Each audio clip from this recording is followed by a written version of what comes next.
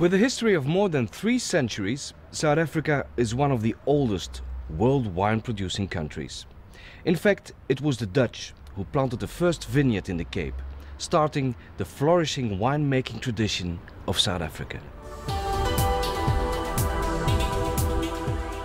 Cape Town lies in the lap of the more than 1,000-metre-high Table Mountain. It's such an impressive sight that early explorers on first sighting it were led to call it the fairest cape in the world.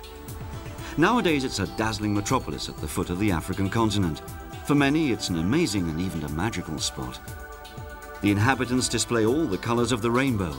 Black, white, Cape Malays, Indians and descendants of the original Khoisan population all help to give the city its colourful air. The region has some pretty impressive trump cards too. A subtropical Mediterranean climate, nature at its very best, and beautiful sun-kissed beaches. For those who love their pleasures, there's the high-class Cape Kitchen, which is only equalled by the top-quality wines. The region boasts more than 4,000 winemakers. The best way to get to know all about Cape wine is to browse through the John Platter Wine Guide, the most renowned wine guide in the country. In it, you'll find a description and price of basically every single South African wine. South Africa has a very long winemaking history, and that's why, in a way, many people say it's a bridge between the old world and the new world. But it started with the Dutch, with Jan van Riebeeck and the VOC, arrived here in 1652. And the first thing they did was set up a garden to grow vegetables, because they needed to refresh the ships that came around the Cape. It's still there, you can still go there today. You walk up the gardens, it's very lovely, it's very beautiful. Company's gardens. The company's gardens, yes. The VOC, Yeah. The Dutch East India Company. And so they set up these gardens, but he obviously wanted to plant some vines. He liked his wine, and he brought some vines over a few years later. However, the man who really put wine growing in the Cape on the map was his successor, a certain Simon van der Stel. Simon van der Stel was a very good farmer, as it happens. And he planted in a variety of places, and he eliminated the ones that didn't do well, and then he specified the ones that did. So you got Groot Constantia, Klein Constantia, and then it began to grow.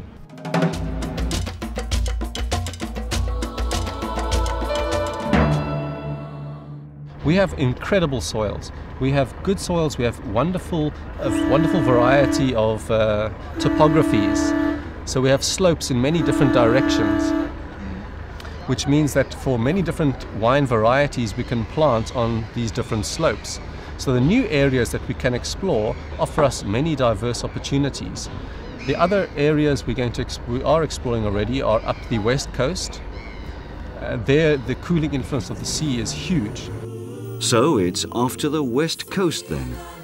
The R27 takes you in a long straight line to the town of Darling, which is where we're going to discover the unusual bush vines. These are low-hanging vines with wide foliage that protects them from the sun and the harsh wind of the sea. The R27 travels along the West Coast National Park, a feast for nature lovers. The straight road goes as far as what is known as Swartland, in the west of the Cape Province. And it's in Darling you can find the wine estate of Cloof. They produce their wine from the grapes of the bush vines, and not surprisingly, their wine is called bush wine.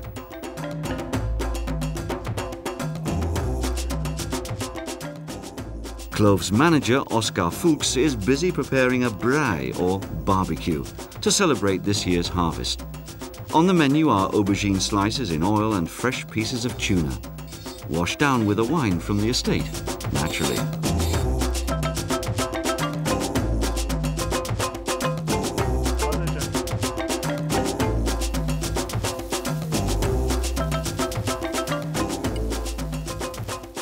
We're doing a little barbecue to celebrate the end of harvest.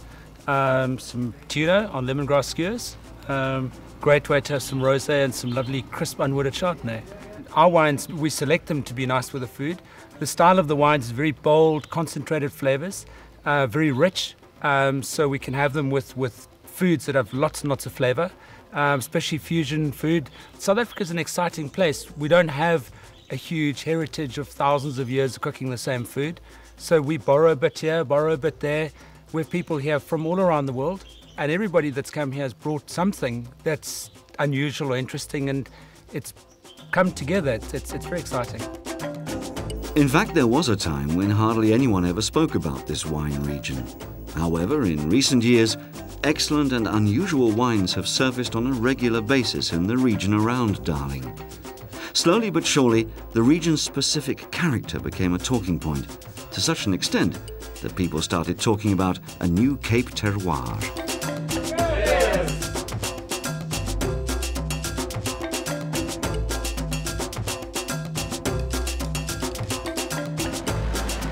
The bush vines are free-growing vines whose roots bore deep into the subsoil for purchase and go in search of life-giving moisture. They have a relatively low yield that heightens the concentration of taste and aroma in the grapes. The Cloof wine estate produces a tasty bush wine from these vines, a typical South African terroir wine.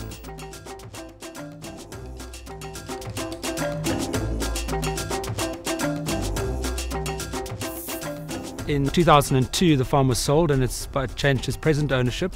We also had a change of winemaker in 2002 to Christopher van Dieren. So you could say that from 2002, there's a completely different character, personality, everything to this operation. It's like a new business. When I came to South Africa, they took me in because of my expertise of France, where I studied and where I worked for 6 years. And then afterwards, well, one grows into his job.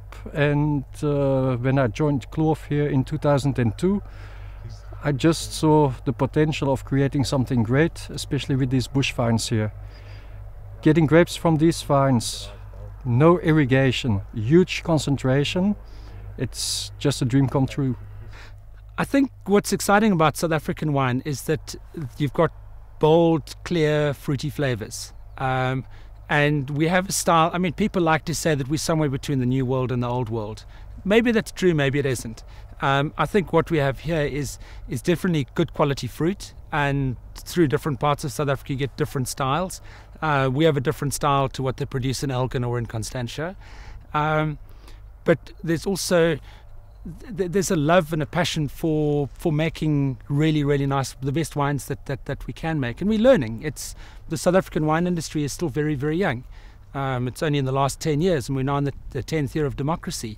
And that really is what made the change, because then the world markets open up to us, and we've been able to do so much more, being able to sell to the rest of the world. Now that South Africa is open, there's a free trade. There's not just the movement of wine, there's the movement of information and a communication with the market. That is the most exciting part of it all.